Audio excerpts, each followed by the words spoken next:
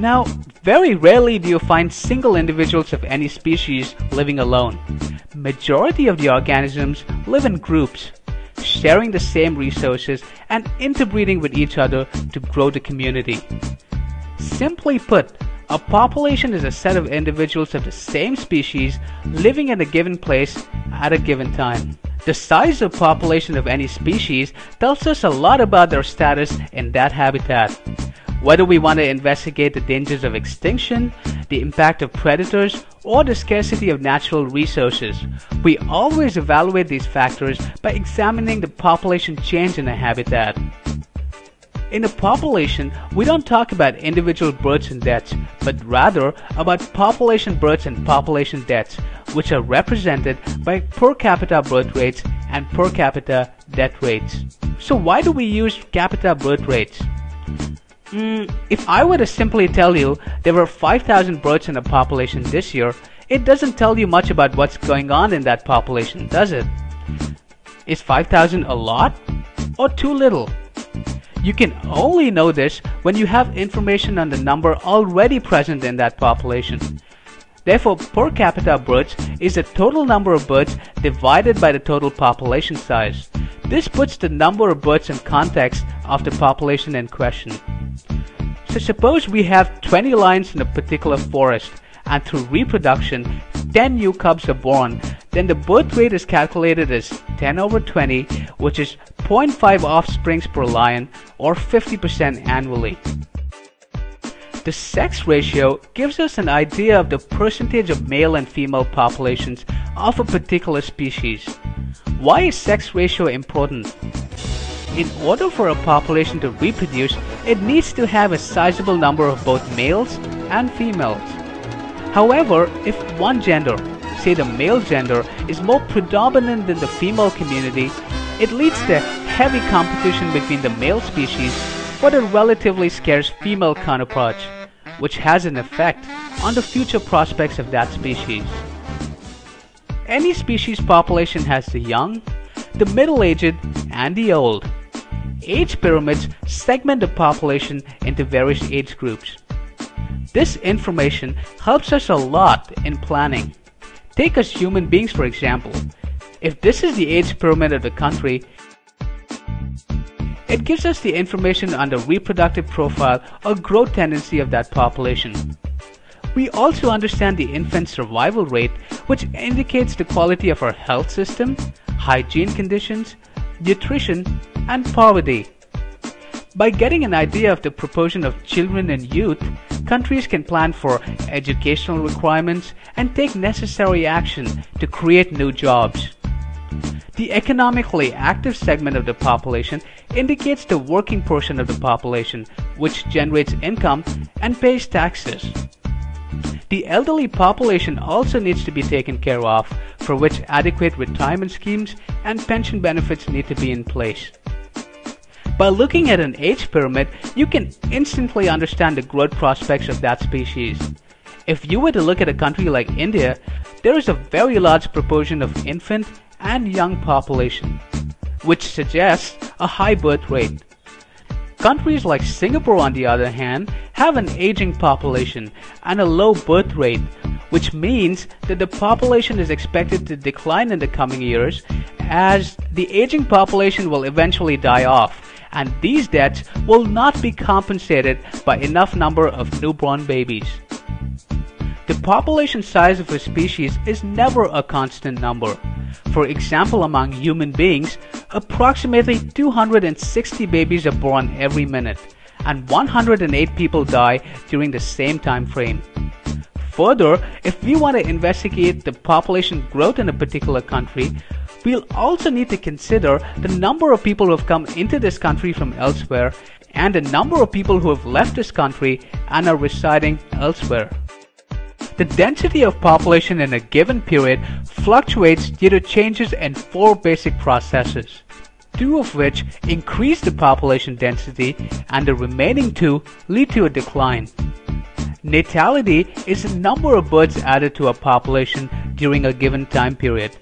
Mortality is the number of deaths in a population during the same time frame. Immigration is the number of individuals of the same species that have come into this habitat from elsewhere. Emigration is the number of individuals of the population who've left the habitat to reside somewhere else. So when the number of birds plus the immigration population combined exceed the sum of the number of deaths and the emigration population, we witness a population growth. And when the reverse happens, there is a population decline. But how does population growth happen? Is there a predictable pattern for growth? It basically happens in two phases.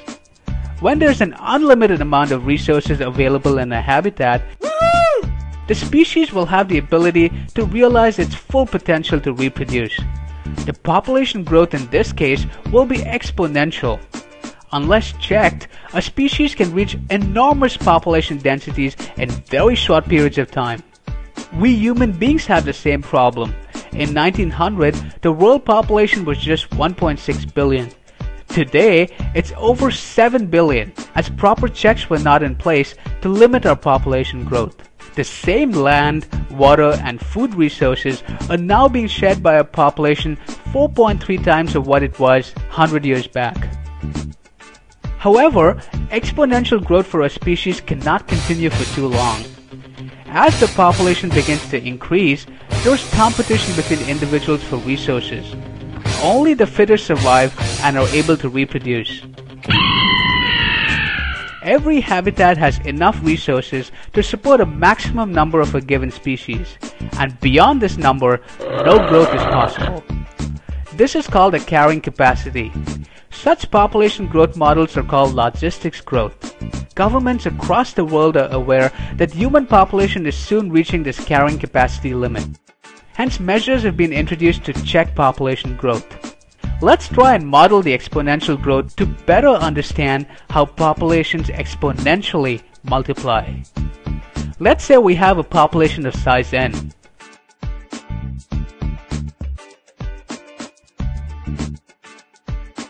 We'll call B as our per capita birth rates,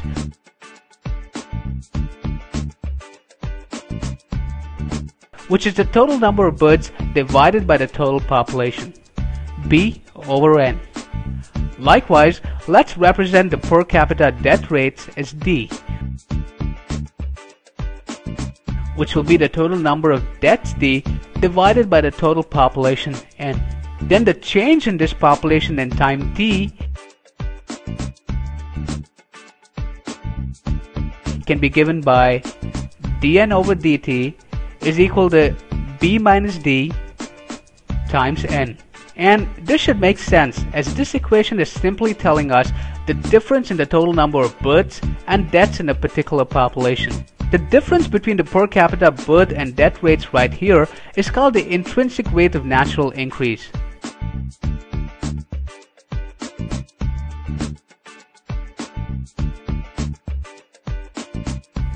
Think about it. When B exceeds D, then there's a net population increase. If the death rates exceed the birth rates, there would be a net population decrease. So my dn over dt now becomes r times n. If we are to express this using a graph, population density or n values on the y-axis,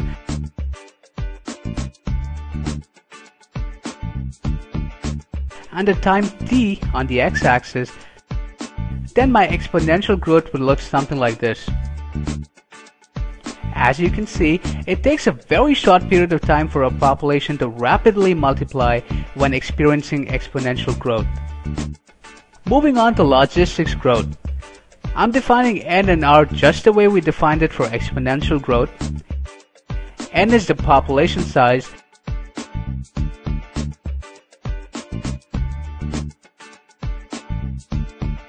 and r is the intrinsic rate of increase.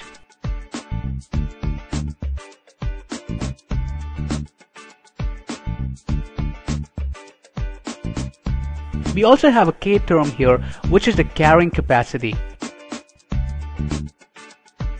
the value beyond which no growth for that particular species is possible.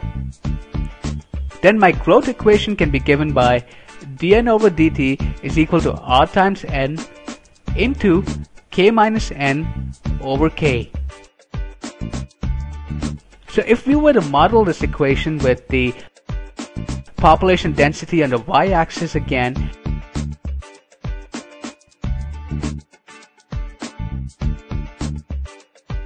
and the time t on the x-axis,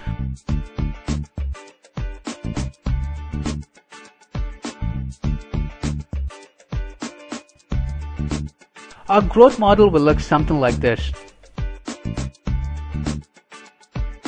The population growth is initially slow, followed by a phase of accelerated growth. As these increased members in the habitat begin competing with each other for resources, there is a deceleration in the growth, and finally a saturation point is reached, beyond which no growth happens. This saturation point is the carrying capacity.